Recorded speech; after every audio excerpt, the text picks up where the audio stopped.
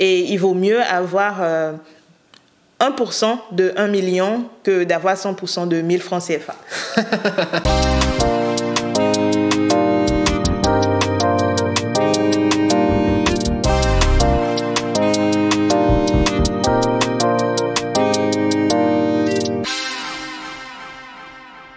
Nous sommes dans une génération dans laquelle on parle de plus en plus d'entrepreneuriat.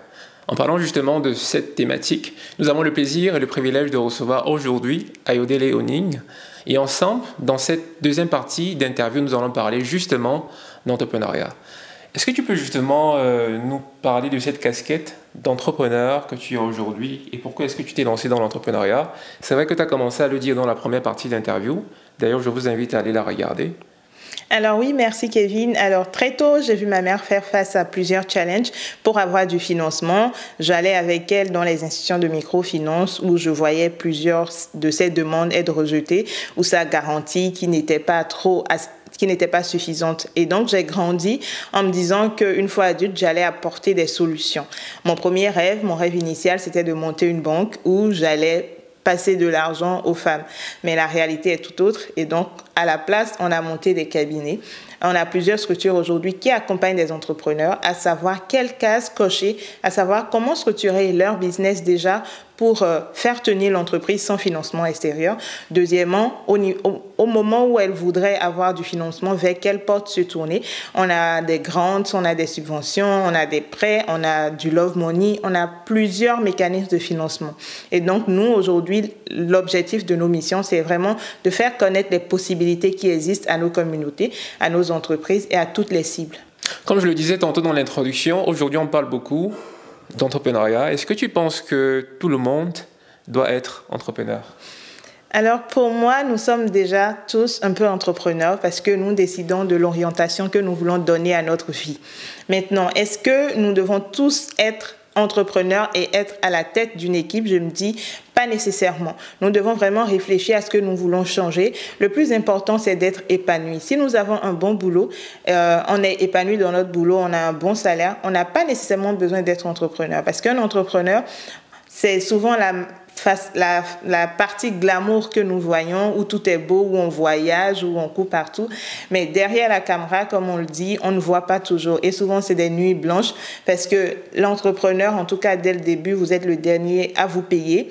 Vous devez mettre en avant vos collaborateurs, payer tout ce qu'il y a comme obligation fiscale. Et donc, c'est vraiment, comme je le dis, un appel, un sacerdoce. Ce n'est pas entrepreneur qui veut, mais vraiment, c'est une mission de vie. Donc, on peut soit décider d'être entrepreneur ou être dans le salariat et accompagner un autre entrepreneur à diriger la barque.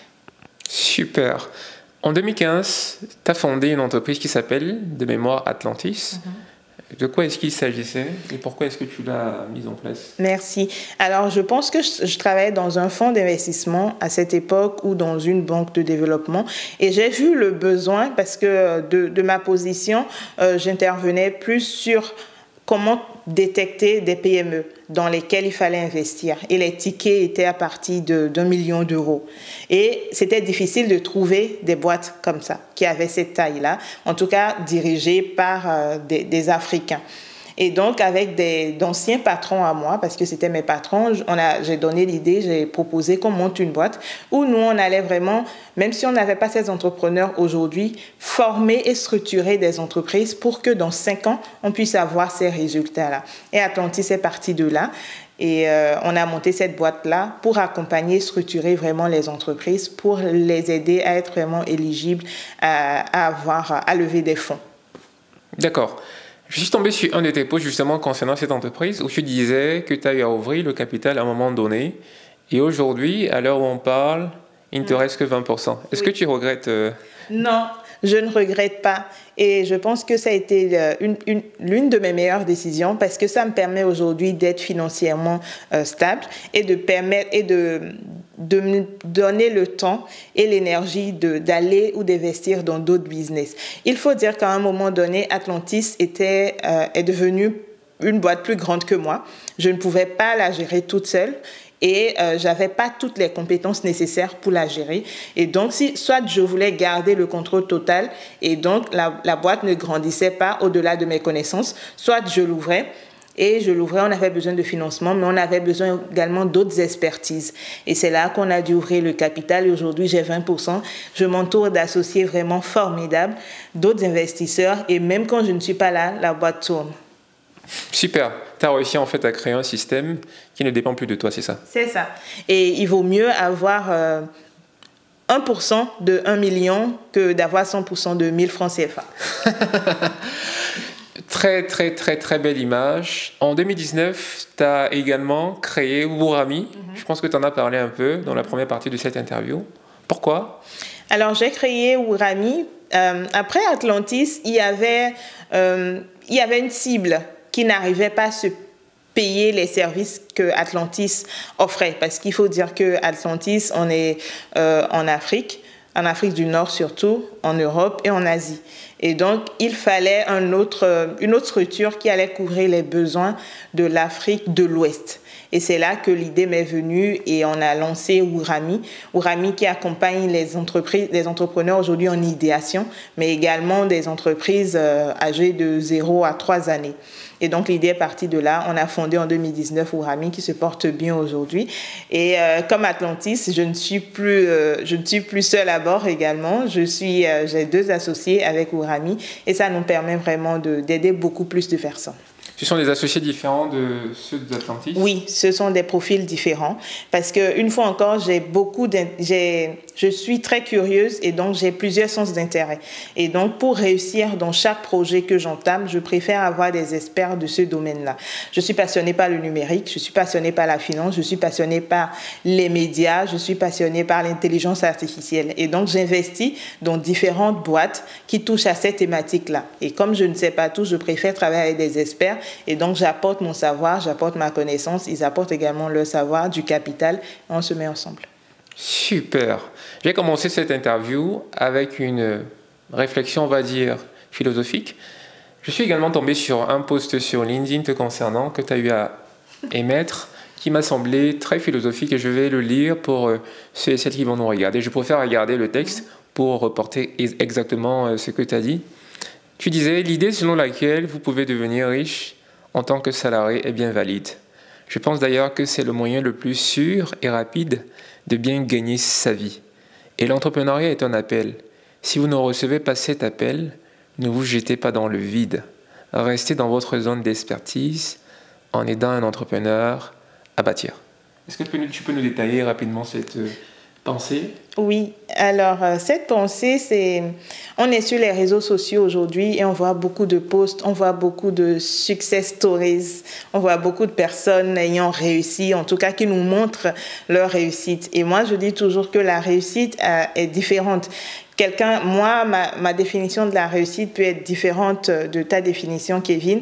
Et donc, il est important de ne pas se laisser influencer par tous ceux qui nous vendent l'entrepreneuriat aujourd'hui. Si vous avez quelqu'un qui vous paye un salaire et que ça se passe bien, franchement, appréciez cet effort-là parce que vous ne savez pas derrière tout ce que cette personne a fait pour pouvoir vous payer le salaire. Et donc, si vous n'avez pas vraiment cet appel-là pour l'entrepreneuriat, parce que ce n'est rien de tout le glamour qu'on voit, c'est vraiment difficile. J'ai eu à le dire un peu dans la première partie que je vous invite à aller regarder.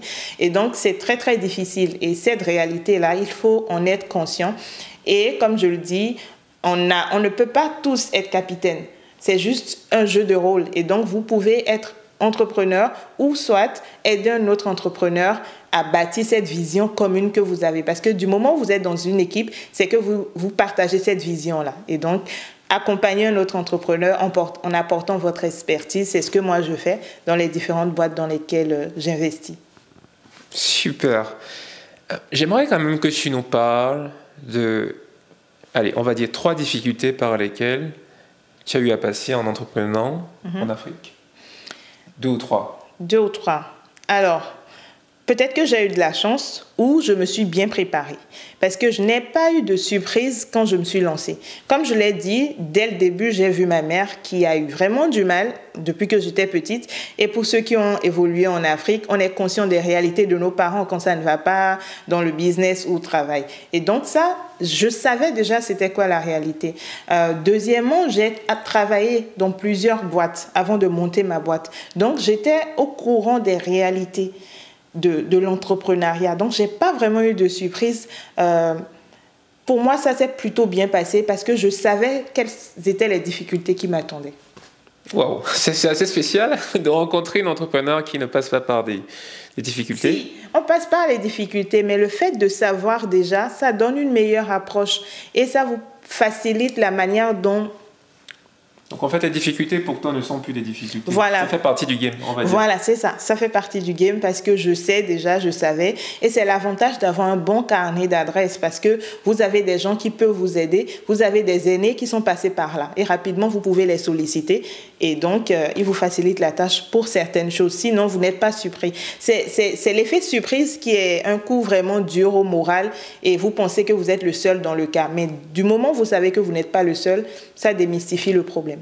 Super. Mais je suppose quand même que tu as eu à apprendre des choses en entreprenant en Afrique. Est-ce que tu peux nous partager quelques leçons apprises? Alors, 5 leçons, c'est que pour moi, je suis croyante. Et donc, très tôt, j'ai compris que le talent aide, le travail aide. Mais également, si vous croyez en quelque chose, en une force suprême, écoutez cette voix-là qui vous guide. Parce que en essayant de reproduire le schéma d'autres personnes, vous allez juste reproduire leur schéma, mais vous éloignez de vous ce talent que vous avez, ce truc-là que vous avez, cette grâce-là que vous avez, vous allez vous éloigner de ça. Donc, essayez de vous connaître, essayez de créer votre route. Troisième chose, ce serait ne vous découragez pas. On n'a jamais d'échec. Ça peut ne pas fonctionner, mais c'est juste que ça n'a pas fonctionné. Ce n'est pas encore la fin du monde. Et en reprenant, on reprend de manière différente. On ne part pas de zéro, mais on part des expériences qui n'ont pas fonctionné. Et on est mieux que quelqu'un qui n'a jamais essayé. Alors la quatrième chose, ce serait apprenez. Apprenez des personnes qui sont plus grandes que vous, des personnes qui ont plus d'expérience que vous. Quand quelqu'un fait bien, c'est le moment d'apprendre de cette personne-là. Ce n'est pas un compétiteur, non. Il faut essayer d'enlever ce truc de compétition que nous avons souvent et d'apprendre, de collaborer pour grandir ensemble. Super, merci beaucoup pour ces conseils que tu donnes à ceux et à celles qui vont regarder cette interview. Merci à tous d'avoir écouté cette deuxième partie d'interview. On se retrouve pour la dernière partie. À très bientôt.